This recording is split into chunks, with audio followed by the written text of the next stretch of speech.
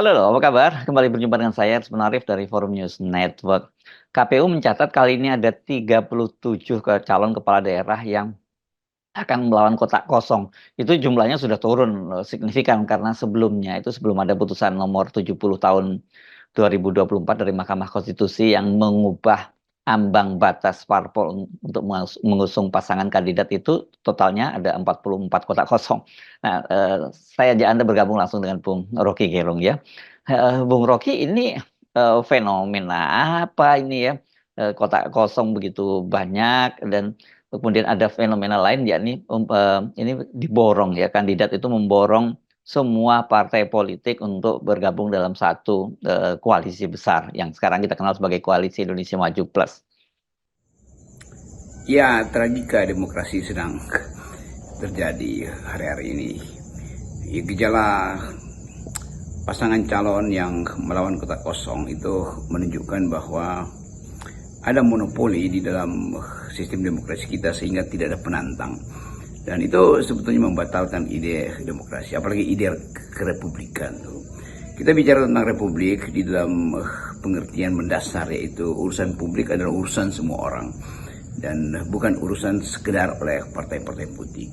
Jadi pembuktian itu akan terjadi pada Pilkada 2024 nanti.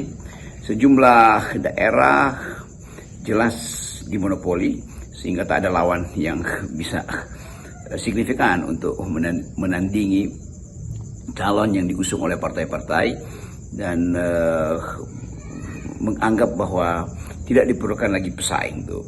Sekali lagi, kemampuan kita untuk menghidupkan demokrasi akhirnya dibatalkan oleh semangat untuk memonopoli seluruh aspek kehidupan politik. Berbahaya sekali bagi satu sistem kalau tidak ada pengendali atau tidak ada sinyal bahaya. Sinyal bahaya itu biasa diberikan oleh mereka yang justru berpikir alternatif. Jadi kotak kosong tidak mungkin berpikir. Kotak kosong bukan lawan di dalam politik demokrasi. Kotak kosong adalah fenomena yang membatalkan semua ide tentang persaingan politik. Jadi buat apa ada pemilu kalau yang bagian penantang itu sebetulnya adalah halusinasi. Kita tidak ingin melihat demokrasi kita ditenggelamkan hanya karena keinginan dari sejumlah partai untuk membentuk koalisi habis-habisan dan tidak meninggalkan sisa di dalam demokrasi itu. Padahal keindahan demokrasi adalah kemajemukan aspirasi. Kalau calon tunggal dan tanpa penantang itu tidak ada aspirasi, artinya ada rekayasa. Nah, rekayasa semacam ini menunjukkan sifat perpolitikan kita yang akan tenggelam di dalam sebut aja demagogi.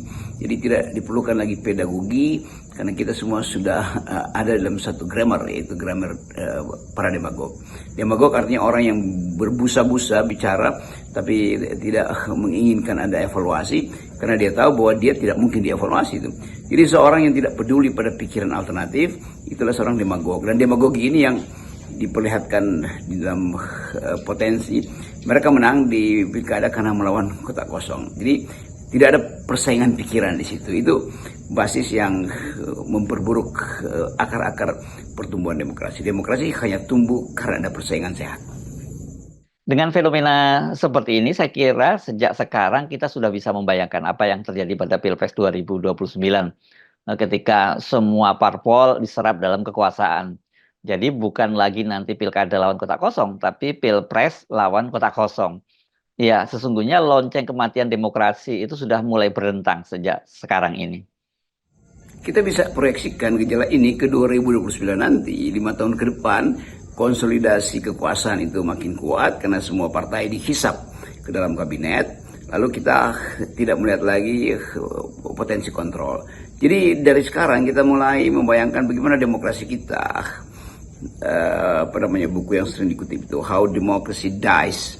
Justru kita mau terangkan pada publik bahwa demokrasi itu mati bukan karena ada satu kekuatan militeristik atau satu kekuatan fasistis atau satu kekuatan monopoli ideologi itu di mana ada sekedar partai tunggal. Demokrasi justru mati di dalam keadaan ada partai politik yang beragam, tapi kemudian elitnya bersekutu untuk membatalkan kompetisi.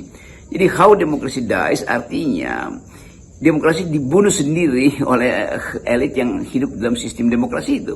Jadi kita memastikan bahwa cara-cara memerintah yang berupaya untuk merangkul bagus betul, tetapi merangkul dalam arti membiarkan atau menghalangi oposisi itu artinya membatalkan demokrasi itu.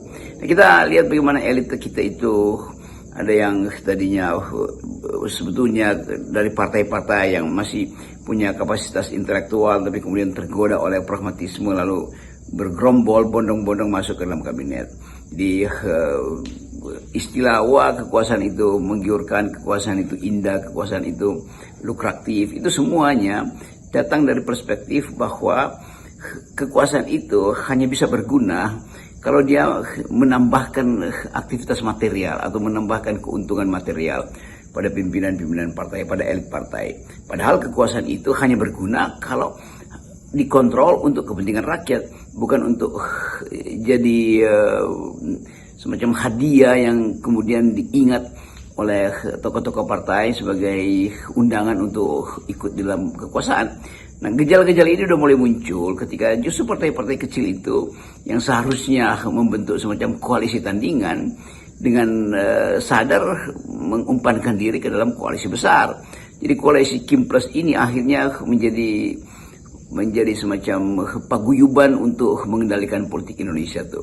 Nah, buruk dari situ. Tapi kita tahu bahwa ada tokoh-tokoh yang justru potensial untuk menuntun Indonesia supaya tidak masuk dalam jebakan demokrasi DAIS ini atau jebakan totalitarisme. Justru itu sekedar menghitung untung rugi di dalam perpolitikan, bukan untung rugi di dalam merawat demokrasi. Sesungguhnya sekarang ini kita sedang memasuki situasi yang bisa kita sebut sebagai paradoks demokrasi. Ada negara demokrasi, tapi semua parpol dengan spektrum ideologis yang berbeda itu bersatu dalam satu pemerintahan dengan alasan gotong royong supaya negara rukun, dan kemudian bisa hanya dengan cara seperti itu bisa membangun. Betul, itu paradoks Indonesia atau paradoks dari demokrasi Indonesia. Ada multi partai yang seharusnya menimbulkan kompetisi yang makin lama makin jadi persaingan ide itu jadi bagus karena ada multi partai. Tapi sekarang nggak ada lagi yang disebut persaingan ide. Kendati idenya berbeda tetapi kepentingan materialnya sama. Karena itu satu partai yang ideologinya misalnya sekuler tetapi kemudian tergiur untuk masuk di dalam koalisi pemerintahan bersama-sama dengan partai yang ideologinya agamis misalnya, kan ada yang nggak masuk akal itu. Tapi yang tidak masuk akal itu disatukan oleh akal pragmatisme itu, akal oportunisme. Jadi rakyat sebetulnya memberi pesan pada mereka untuk jadi penanding pikiran, tapi elitnya memutuskan untuk masuk dalam lingkaran kekuasaan. Jadi penghormatan terhadap hak rakyat sebetulnya dibatalkan justru oleh permainan elit ini. Jadi begitulah, balik lagi pada tesis bagaimana demokrasi tewas, justru dibikin tewas oleh elit-elit yang tidak punya akses moral atau akses etika ke dalam kepentingan publik. Ini berbahaya atau tidak? Jelas saja berbahaya karena kita memilih sistem demokrasi. Jadi harusnya ada kematangan di kalangan elit untuk mengatakan bahwa kami tergiur tapi kami menunda bujukan itu demi menghormati pilihan rakyat. Kan itu yang kita maksud sebagai upaya untuk membaca kepentingan rakyat dan meletakkan itu sebagai alasan untuk berpolitik. Kalau sekarang dibalik bahwa alasan berpolitik adalah supaya masuk pada kekuasaan. Kalau dari awal begituan ya buat apa bikin partai? Datang aja kan sama-sama ganti kartu anggota masuk ke dalam partai yang betul-betul potensi berkuasa tuh. Jadi menandingi partai yang berkuasa itu seharusnya dengan politik oposisi, bukan dengan sekedar membangun pencitraan oposisi, tapi diminta diundang untuk masuk di dalam lingkaran kekuasaan. Tapi sudah itu semacam pelajaran bagi negeri ini bahwa demokrasi memang harus terus ditubuhkan. Republik harus terus diingatkan bahwa ada tanggung jawab, kewajiban etis untuk memelihara jarak dari kekuasaan. Jadi kedaulatan rakyat adalah penanda pertama bahwa kekuasaan itu tidak akan mengambil alih seluruh aset warga negara, aset ide warga negara. Kalau ada sejumlah warga negara yang mengevaluasi melalui politik oposisi. Jadi filosofi itu yang nggak dipahami oleh political player kita hari-hari ini. Jadi apa yang kita bisa sebut ini dengan fenomena sekarang yang terjadi di Indonesia ini, Bung Rocky? Semua partai yang kalah dalam Pilpres tiba-tiba kemudian bergabung, bahkan kemudian ada yang minta diundang ke dalam kekuasaan karena kekuasaan itu ternyata sangat indah gitu ya. Jadi yang saya amati sekarang adalah pameran ketamakan atau pameran kerakusan itu. Justru bukan dari segi partai pemenang, tapi dari partai-partai yang kalah tapi kemudian bergabung dengan sang pemenang tuh. Harusnya minta izin pada rakyat, boleh nggak kami bergabung? Kan rakyat meminta kalian untuk jalankan politik alternatif, tapi kalian elit memutuskan untuk bergabung. Kan itu semacam ketololan atau kekurang ajaran atau ketidaketisan itu. Anda diminta untuk mewakili satu jalan pikiran, tapi kemudian Anda menganggap bahwa oke, jalan pikiran itu kami manipulasi karena kami ingin ada dalam jalan pikiran yang lebih memungkinkan kami memperoleh keuntungan material. Jadi jalan pikiran oposisi dimanipulasi supaya dapat posisi justru di dalam lingkaran kekuasaan hari-hari ini. Jadi tragedi atau tragika semacam ini mengingatkan kita pada watak manusia itu, atau watak manusia Indonesia yang dulu pernah disebutkan dengan bagus oleh almarhum Mohtar Lubis yang merumuskan bahwa hipokritis itu adalah watak dari manusia Indonesia itu. Jadi beredarnya hipokrasi itu menunjukkan bahwa memang demokrasi itu jadi sekedar peralatan untuk memperlihatkan kemajemukan aspirasi, tetapi sebetulnya tanpa paham bahwa konsekuensi dari kemajemukan itu artinya mempertahankan eksistensi dari partai, eksistensi dari tokoh yang diminta untuk mewakili pikiran publik.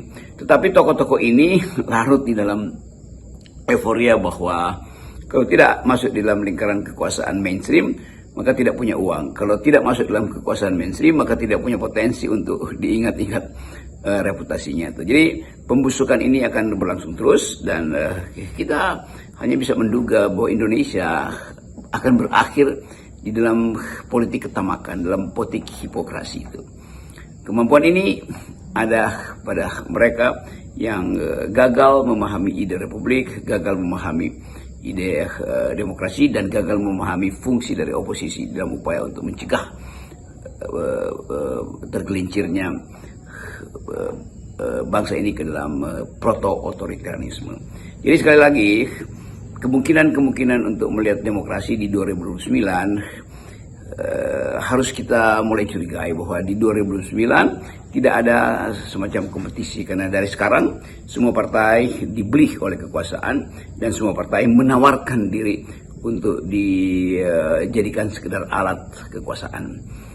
Berhentilah di situ yang kita sebut sebagai kompetisi, berhentilah di situ yang kita sebut sebagai tarung gagasan, dan kita tidak lagi menghidupkan ide kemajemukan, tapi kita masuk di dalam ide ketunggalan. Jadi ada banyak partai, tetapi fungsi partai itu adalah tunggal, yaitu membackup kekuasaan. Bagi kita yang paling penting adalah tetap salam akal sehat.